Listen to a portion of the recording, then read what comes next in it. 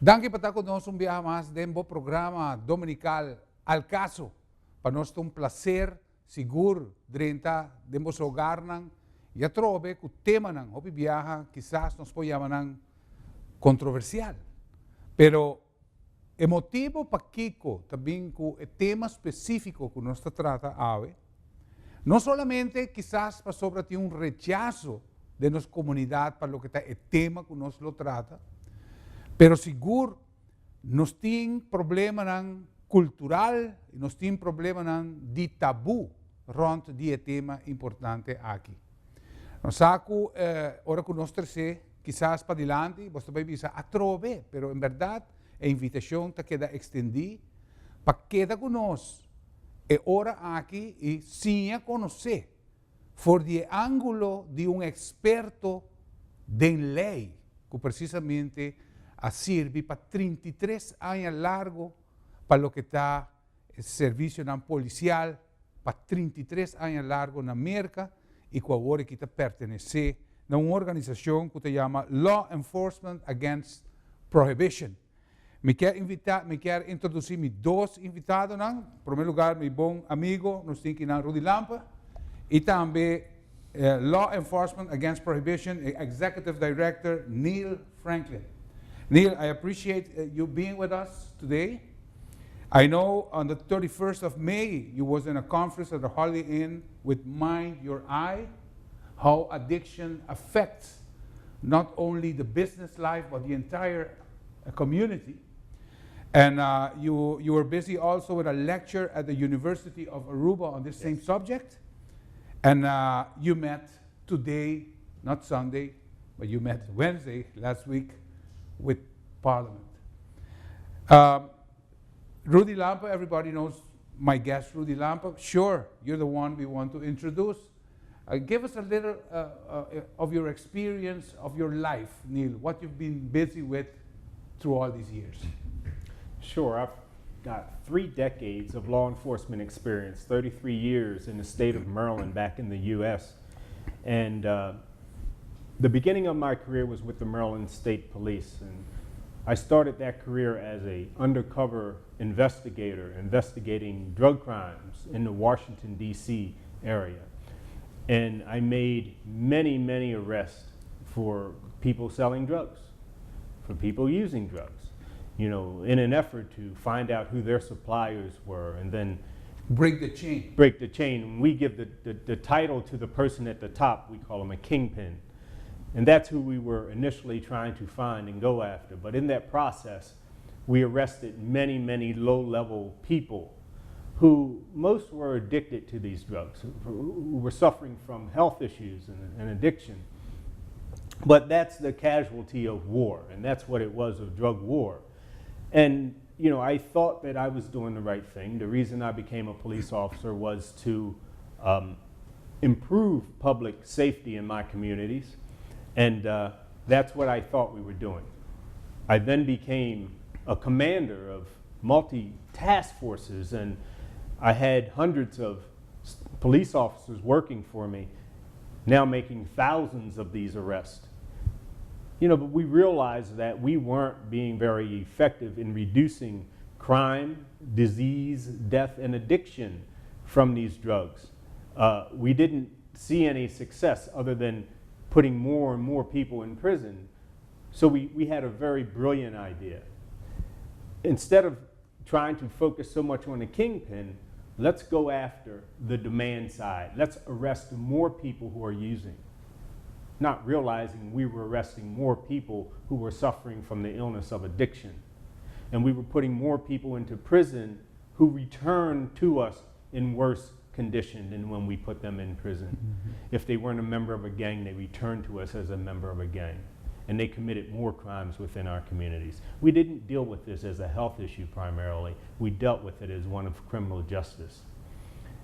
As time went on, I eventually retired from the Maryland State Police and went to work for the Baltimore Police Department as a commander. And during that time, I had a good friend who was working undercover still for the Maryland State Police. And he was working with the Federal Bureau of Investigation, the FBI, in Washington, D.C., and he was buying cocaine from a mid-level drug dealer. And during that time, in October of 2000, the year 2000, he was making one final buy of cocaine from this drug dealer. And this drug dealer decided that he was going to rip Ed Totley, that's the name of my friend. He was going to rip him and keep the drugs and the money for himself.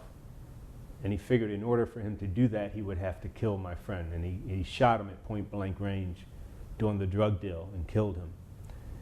You see, that's the nature of the illicit drug business. That's the name of the game. You know, you manage your drug business through violence, and if you harm another drug dealer, you have to kill him, or he's going to kill you or your family members. These disagreements that they have in this illegal drug trade aren't settled in courts of law. They can't be settled in courts of law because it's illegal. As they have territorial disputes, they settle it with guns and violence and coercion and kidnappings.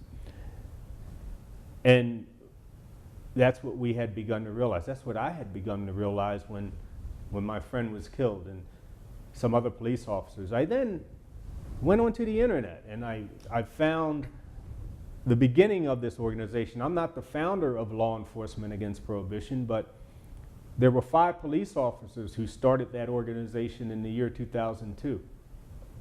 And it has grown from 5 police officers to thousands, 5,000 to 6,000 law enforcement professionals, not just police officers now, but judges, criminal prosecutors, corrections officials, prison wardens, Coast Guard, federal agents who have been on the front lines of the war on drugs and who now see, as I do, that it's counterproductive to public safety. That is what got me to see things from a different perspective, the violence that I had seen within my own circle, and then seeing other people in my community dying from drug dealers and the murders that they commit. But in my journey, I've started to see the effects in other areas. I started to realize that these policies of prohibition where drug dealers hire our children to sell more drugs to other children and to sell drugs within our schools, drugs that are potentially dangerous because no one knows how potent they are because there's no regulatory process, there's no quality control measures. So this policy of the drug war and drug prohibition not only makes our communities more dangerous, but for those who are suffering from the addiction and who end up using for whatever reason are using more and more dangerous products, and it raises the rate of addiction and the problems that come with addiction. We have to shift from criminal justice approaches.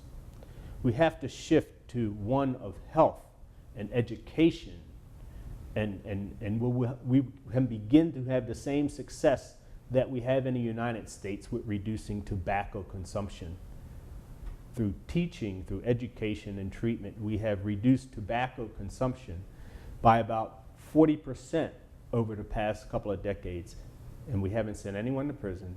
We're not having shootouts in our streets, and young people now know the dangers of using tobacco products. So that's just an example, and there's much more regarding the harms of this policy, from corruption to money laundering to, the entire network.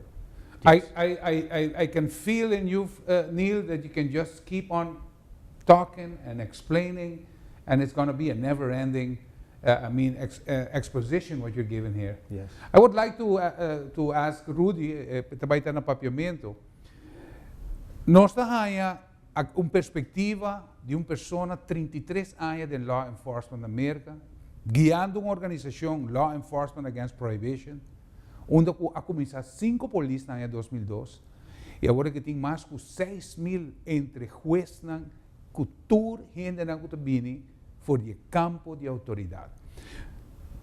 De uma entrevista como sostener com o Rudy, vai explicar, na primeiro lugar, de como o rechazo a começar para proibir, de caso, aqui cannabis. Se não saco, historicamente, cannabis estava um produto que estava usado medicinalmente. Onde tem a trajetória, ela vira ilícito. Sí. Outra interessante também para televidente sabe que o menino Neil Franklyn tá cristão ativo. Ele tá membro ativo, hobby ativo de sua igreja. Seu irmão tá pastor de igreja. E sobre hobby nós pensa que já conta possível que o porta contra a proibição de droga, então bota cristão. Claro.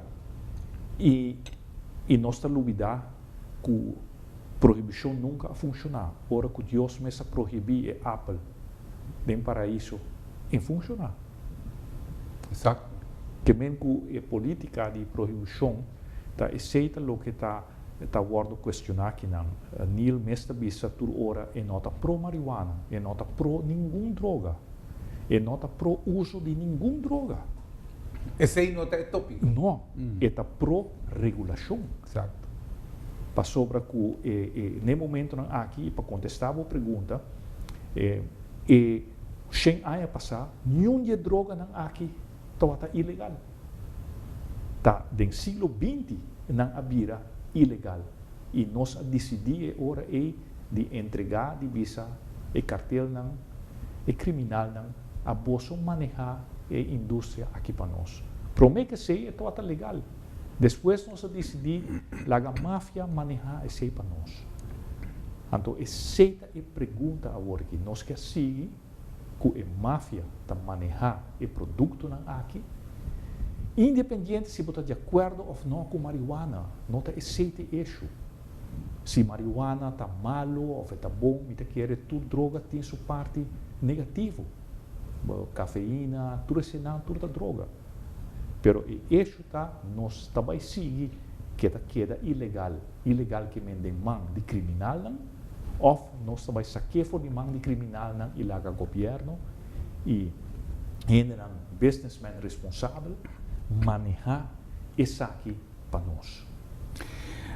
I understand from Rudy that you're busy in a church. Your belief is based on Christianity. Yes. And because for sure, in our audience, we have people that say, how can you say you believe in God and still be trying to regulate a world that is called demonic? Well, I think Where's the balance? Where did you get the balance? To say, balance. Well, let me begin with. I'm sure your experience, 33 years, catching people, putting people in jail, and as you said, in your journey, speaking to the addicted and recognizing that there are just people suffering, going through an illness that's controlled by mafia. You know, when I was doing that work, when I was working undercover, when I started commanding these drug task forces, ordering the arrest of so many people, I didn't have a relationship with God then. You know, even though I had the title of being a Christian, I didn't know what it really meant to be a Christian. Mm-hmm. Eventually, my journey, my walk with God increased. And I started to understand the gospel, and I started to understand the free will of God, and I started to understand the responsibility of being a Christian and being a good steward of those things that God has given to us.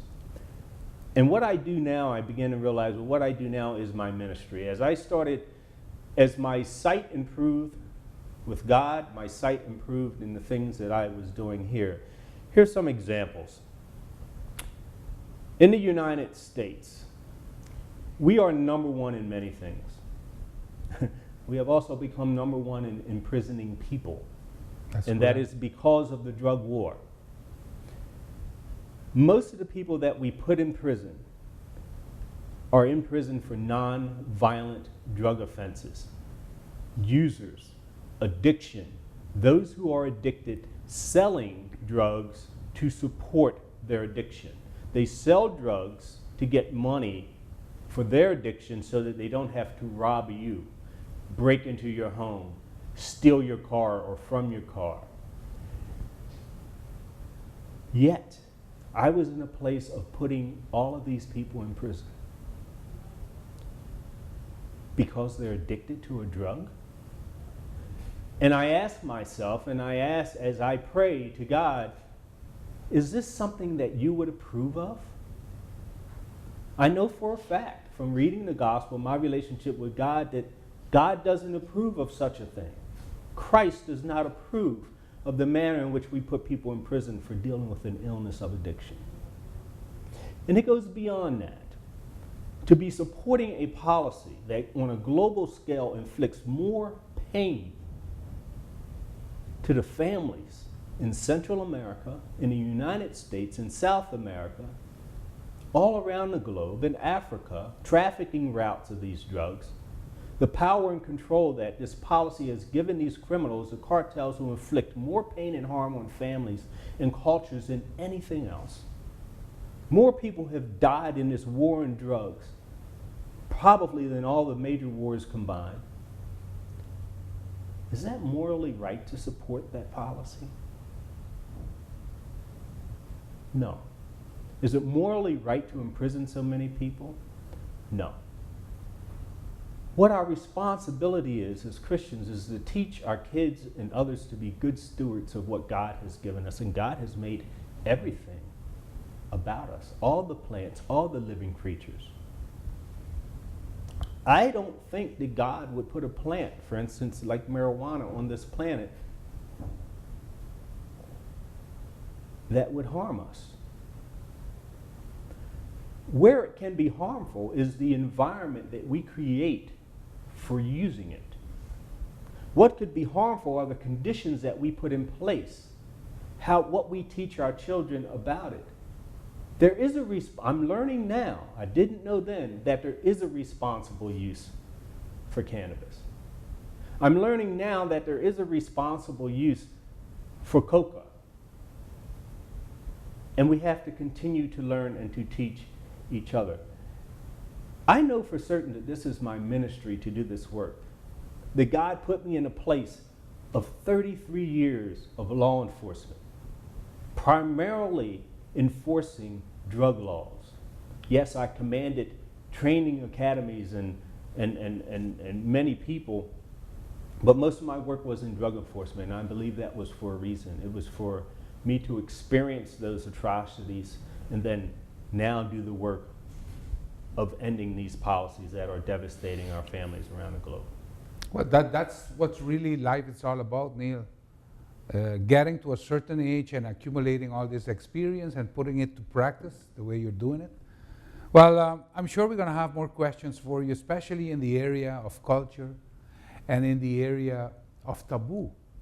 Because for us in Aruba, that's one of the major reasons why we always hear from the political side that we, the people, are not prepared for this change.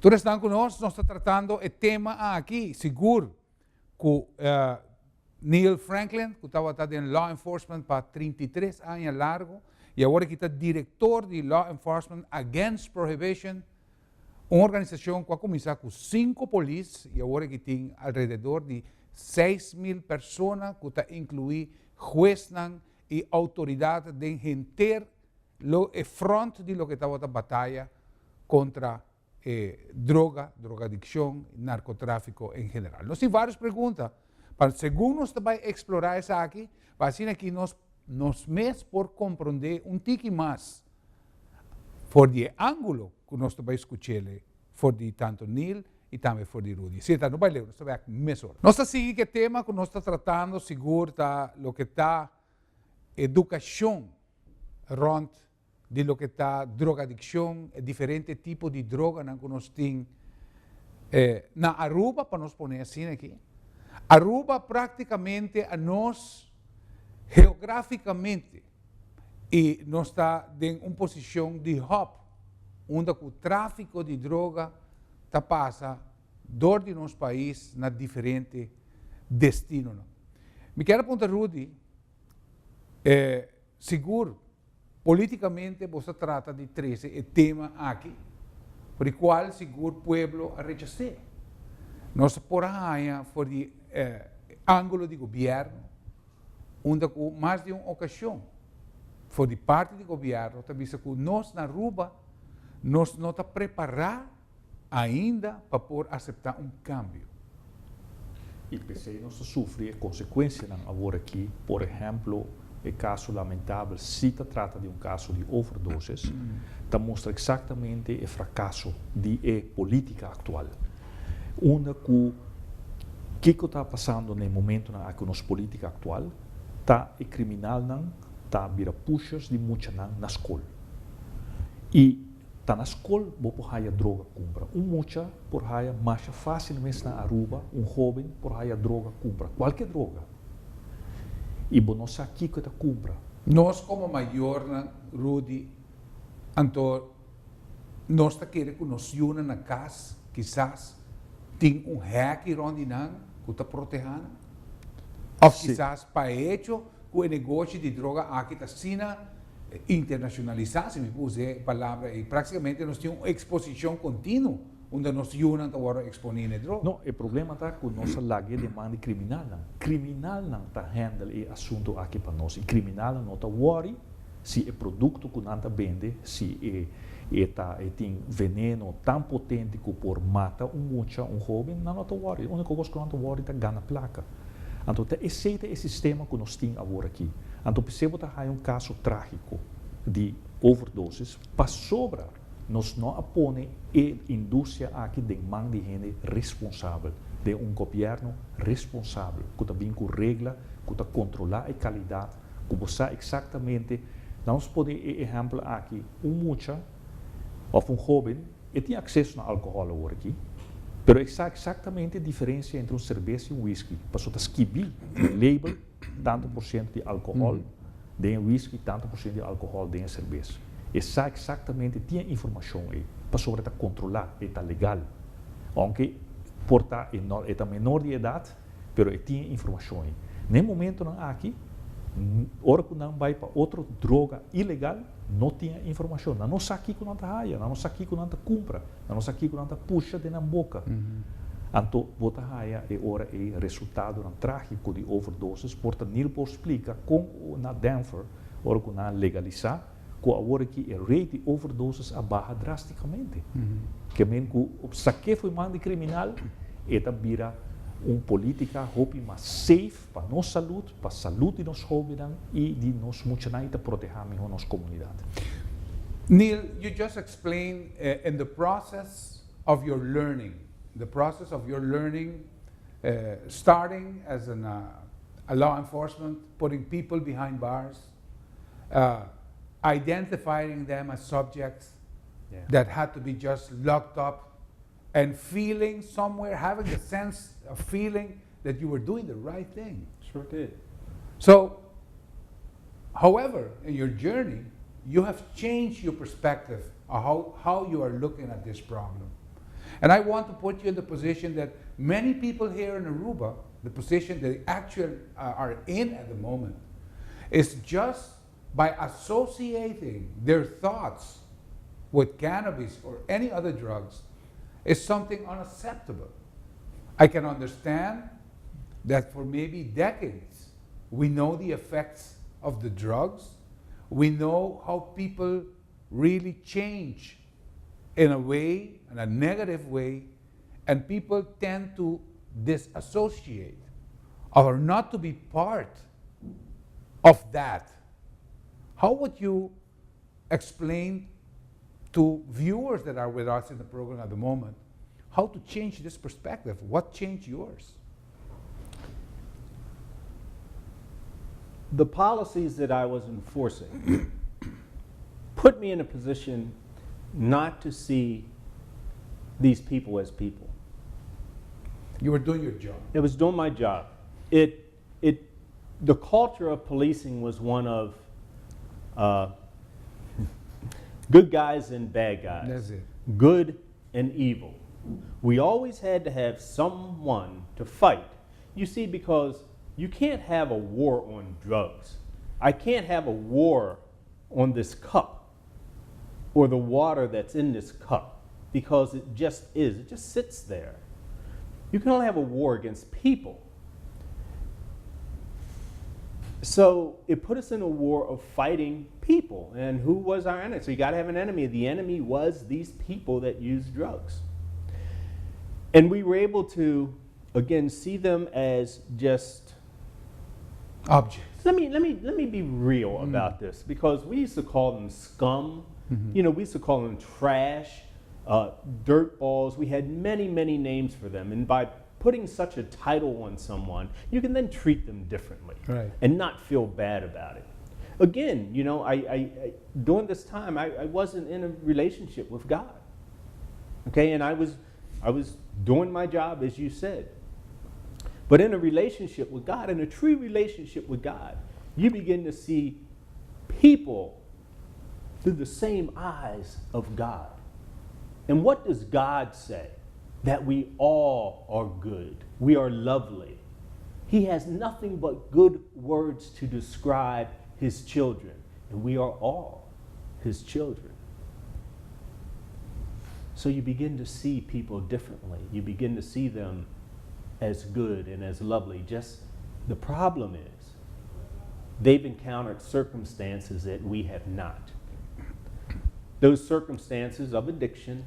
But let's go beyond that. Let's go to the root cause. What are the root causes that people use drugs in the first place? Whether it's the legal drugs like alcohol, or the ones that we have deemed illegal, heroin, cocaine, and what have you. At the end of the day, there's something missing from their lives. Hope. Can they see down the road? Do they have hope for the future? Can they envision themselves 5 and 10 years down the road having a good life? You know, do they have a relationship with God? What's missing spiritually?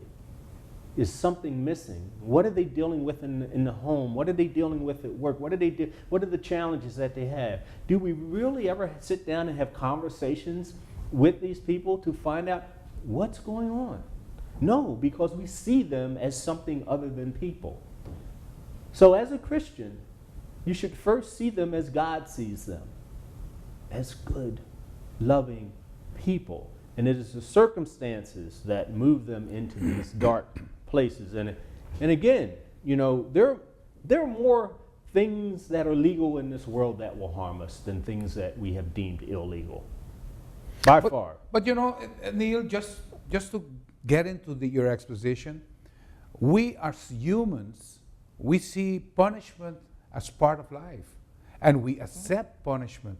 The same way you as law enforcement, you guys created names for the enemy, so you couldn't feel in your heart that you were harming a person, but you were harming an object. But our societies are built in punishable laws, or to execute punishment as a condition or as a consequence of breaking something, of breaking the law. You would say that all the 600 members that are in law enforcement against prohibition will have the same view as you do? I can understand your view, because finally you came into contact with the Word of God, and you now have an entire different perspective. Mm-hmm. You have a God view of what a human being is. Well, here's the with all the 6,000 think the same way? No, they all don't. Okay. They all the members, the thousands of members of law enforcement against prohibition, all of them are not Christians. All right. But they see it from a practical point of view. It's not working. That the policies don't work. Right. That they've made our streets more dangerous, our communities more dangerous than what they need to be. No, most of the members actually see it from that practical point of view. If you're doing something that doesn't work over and over and over again, the same thing, and you're expecting different results, that's insanity. That's right. You know, so let's change the direction that we're going in, and find a direction that produces results. Punishment that we inflict on people. Why don't we ask the question of what will that punishment change? You know, we have to come from a different mindset of not just punishing you for what you did, but how do we take you from here, a place of where you committed a certain offense, how do we make it so that when we improve your situation so that you will no longer commit crimes? You know, how do we improve your conditions so that you are a benefit to society and to community? How do we work with you? See, when you just punish people for something that they did, you actually move them into a worse place. And if you're expecting better from them, you have to be delusional. So you would say the position we have now to combat drug addiction is just creating more criminals into the system. Absolutely. See, when we send someone, especially a non-violent, addicted person, into prison for punishment, who do they meet in prison? Okay? Gangs. They meet some of the people who we do need to have in prison. Yes. Those who are hurting other people. Those who are committing violent crimes against our children. Those who are murdering people. Yes, they need time out. They need to be in prison as we work with them. So we take these other people, these non-violent, addicted people, we put them in prison right next to them, where they learn from them. Where they, in many prisons, in order to be safe, you have to become a member of a gang within that prison. And then eventually you're going to come back to community, back to the neighborhood. And we expect you to be better? No, you're going to learn some different skill sets. You know, you're going to learn how to be violent. You're going to maybe you have to work for that gang who protected you while you were on the inside. And you know what? Your addiction was not dealt with. Your addiction was not treated, so you're still going to have your addiction. No, let's treat the person to move them to a place where they can prosper, where they can thrive, and where they can contribute to society and to their families. Let's better the person.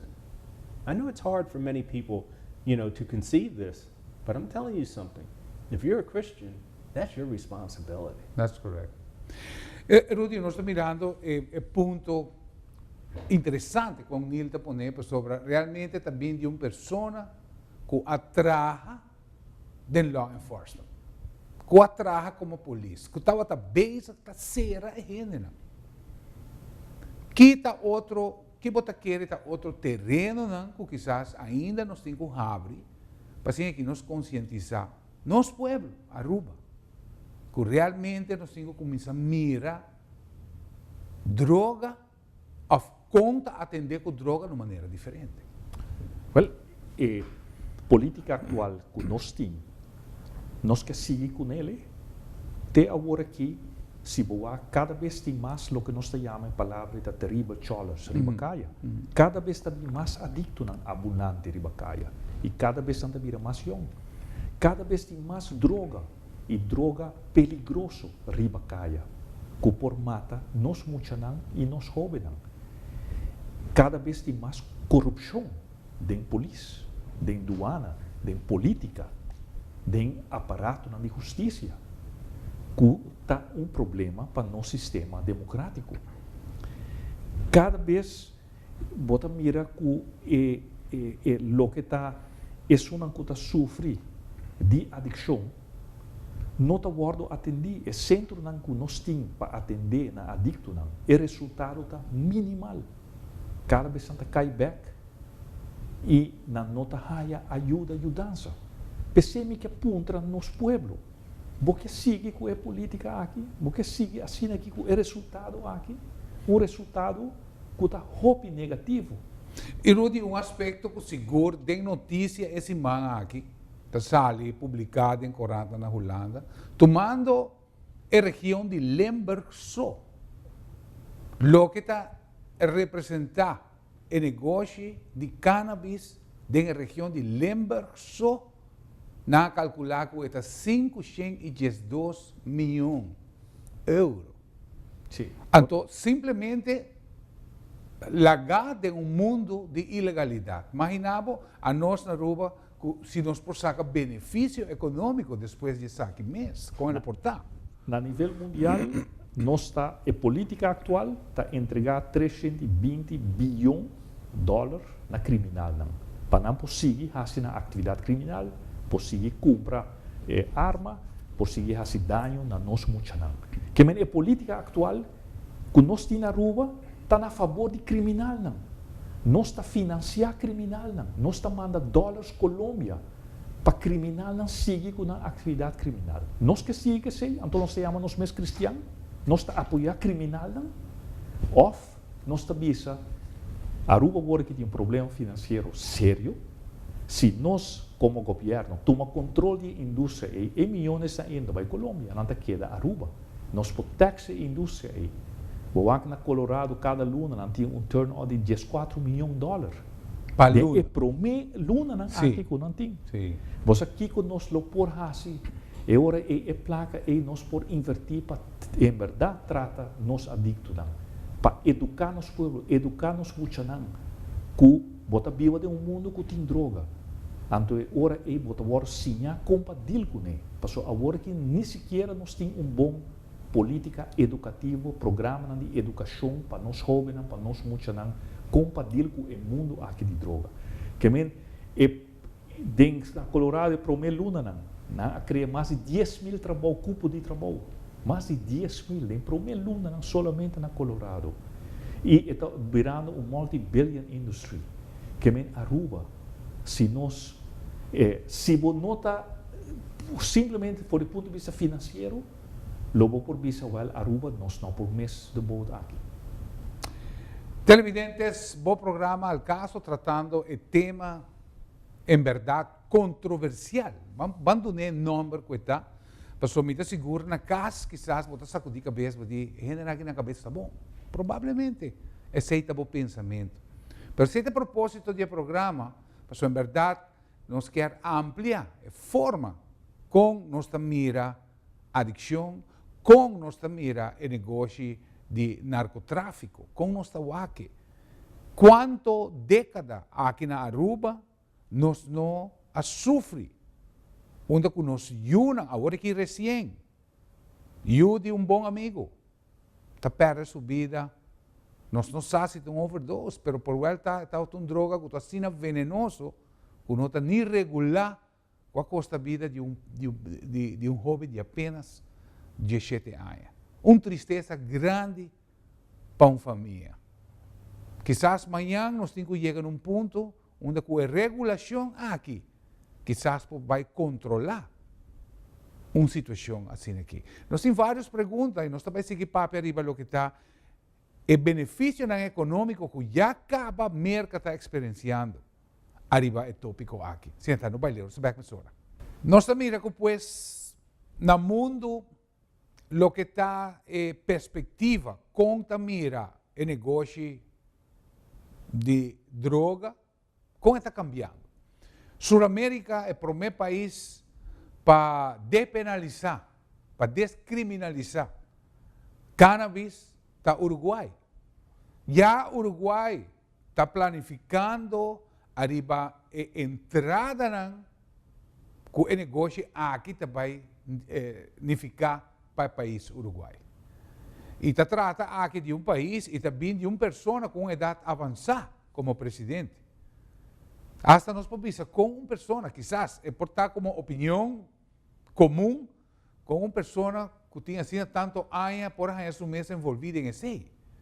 Pero em verdade nós também mira que a perspectiva com qual também mira cannabis está completamente diferente.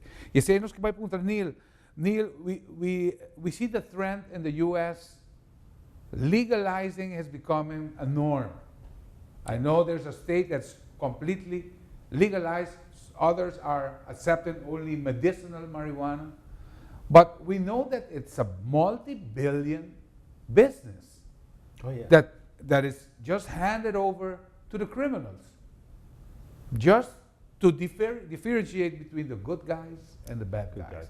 And they have a very lucrative business. Yes.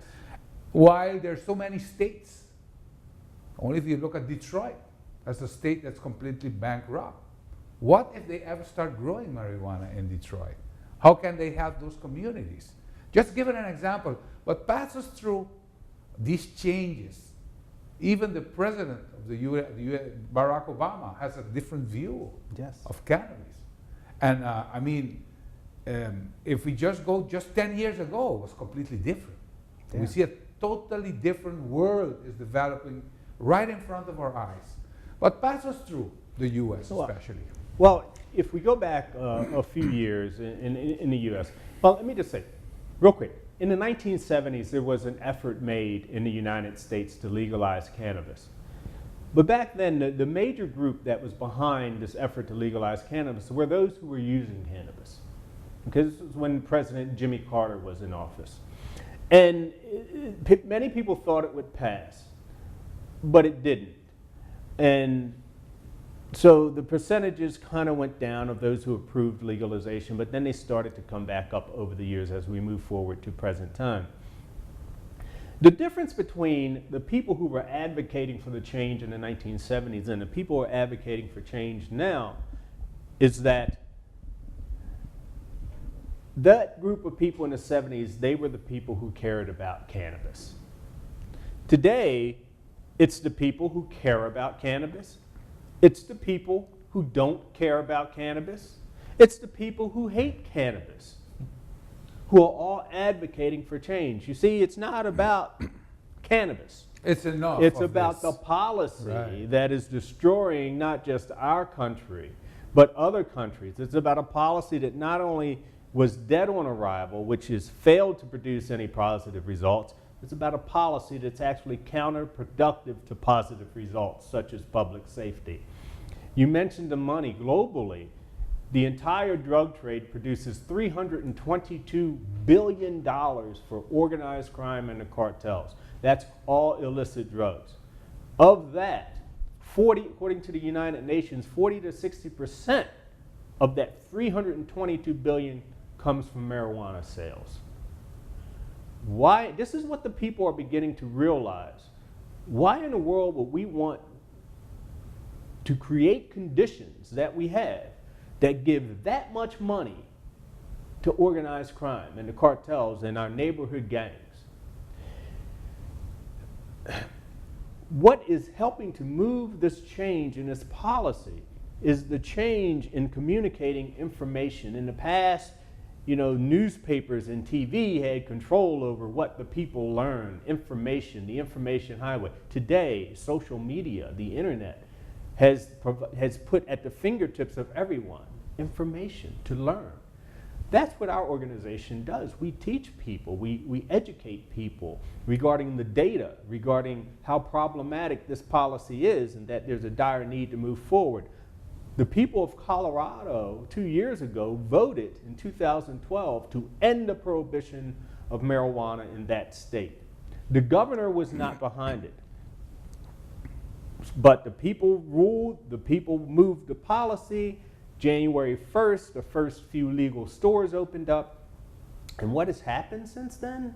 First of all the thousands of people who are standing in line to buy marijuana, they were using marijuana before, but now they're buying it from a legal place. Every month, $14 million in gross sales is no longer going into the hands and pockets of criminals. Criminals who buy guns, who use coercion in our streets and in our neighborhoods to manage the businesses, who hire our children, recruit our children into the business. That's $14 million less every month they're getting in that state to do damage with. Those people standing in line, they're all adults. They're all 21 years of age or older. Those people behind the counter, they're all adults selling, not children. Mm-hmm. The products they are selling are not contaminated with mold and pesticides and other things, so it's better for those who are using. Additionally, thousands of people are being put to work for an industry that existed anyway. But now we brought it up out of the shadows into the light, made it legal, made it responsible. Would you say that the criminals are advocating not to legalize marijuana? Well, let me say this to you. Are you going there? The criminals I'm feeling that. criminals do not like what's going on. The Washington Post printed a story about a month ago. A journalist went down to the northern states of Mexico and was interviewing farmers of marijuana. And he interviewed this one farmer who says, well, I'm no longer in the business of farming marijuana because it's no longer profitable for me. The cartels are not buying it from me anymore because, so he says, I wish the Americans would stop this legalization. Yes, it's making an impact even with the small steps that we have taken. So imagine if we continue down this path. You know, look, at the end of the day, someone's going to manage the business of selling these substances. The question is, do we want criminals doing it, or do we want responsible business owners and responsible government doing it? Okay, regulating it, quality control measures, you know, putting the best possible policies in place for keeping it away from our young people. Does it mean young people will never get their hands on it? Absolutely not. Let's be realistic about this. They will, but when they do happen to get their hands on it, you know what? It'll be a safer product for them. And we can continue with the education that needs to take place so our young people know what decisions to make, what things to stay away from. You know, Neil, I want to bring you to, and also Rudy, you can comment on it. I want to bring you to Portugal in the 1970s.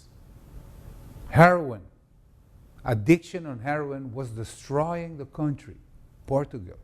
Over 100,000 addicts, heroin addicts. And heroin addicts are no cannabis consumers. It becomes a completely different illness, I would say. Finally, Portugal decided to legalize all drugs, allowing a minimum amount for personal use. For personal use.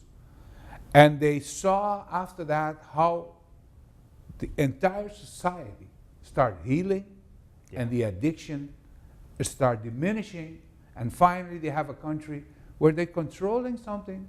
They're making money out of it. They're gaining in taxes. Yes. And it's under control. Yes. I'm talking 1970, Neil.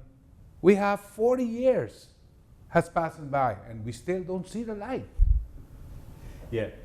What held us back so long? Well, let me walk you down this Portugal street real quick. You know, so Portugal moved to decriminalize all of these drugs, like you said. They took a health approach, and they backed off of criminal justice, and they're able to close prisons. But here's some of the results. Within this period of time, now I believe since they're pushing close to the 15 years on this program, but here's what's happening. For intravenous drug users, disease, HIV, has declined 71%. That means people they're saving lives.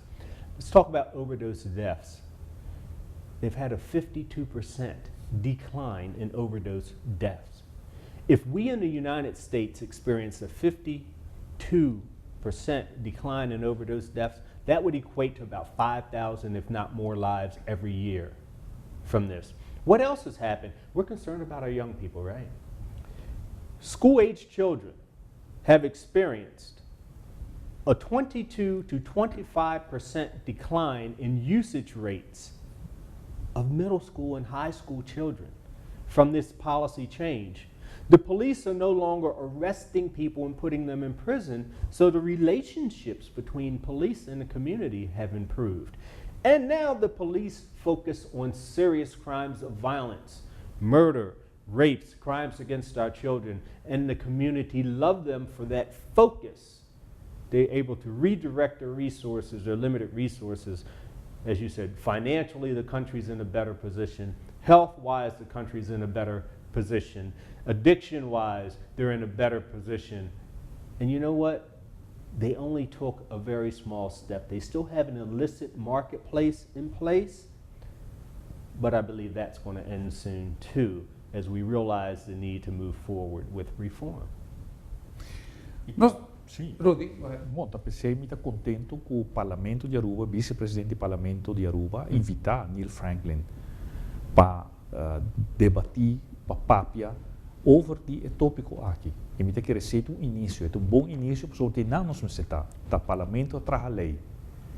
E essa aqui tem de haver com cambio da lei, que na final de contas nós precisamos chegar do Parlamento para fazer cambio aqui e esse man aqui toda tinha início.